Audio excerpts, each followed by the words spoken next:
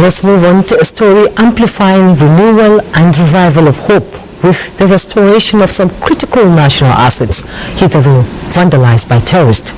We know for a fact that power has now been restored at the Shiroro-Kaduna transmission line after terrorists attacked and vandalized the critical national asset. NTA's defense correspondent Ismail Musa is here with me in the studio. Ismail, it's good to see you. Thank you. Nice being on set again. Okay, now tell me, what exactly was the mandate of the National Counter-Terrorism Center as far as ensuring that power is restored to the damaged Shiroro-Kaduna transmission line, and how critical was that to the restoration? Okay, thank you, Jume. It is important to know that this 330 kVA transmission line is in the forest, and this forest sometimes provides safe haven for criminals. So the first mandate of the National Counter-Terrorism Center under the Office of National Security Advisor was to smoke out criminals hibernating in the general area. And then an access road from Mando, 21-kilometer access road from Mando, was created to enhance the restoration of power.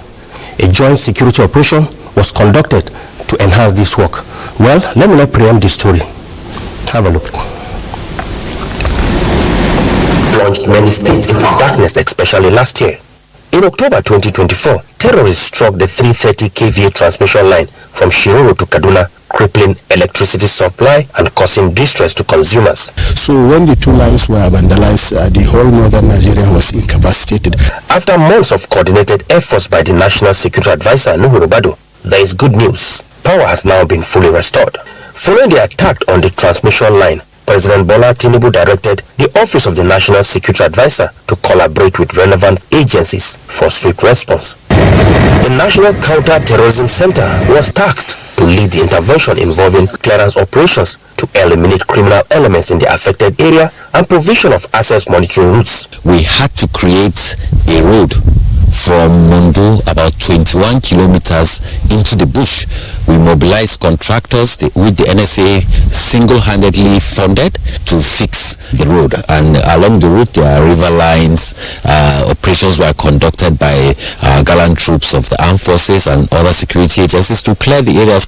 After weeks of intense work, not only has the vandalized line been restored, but additional long dormant transmission line also repaired and now functional. The biggest challenge in the restoration of this line is the security.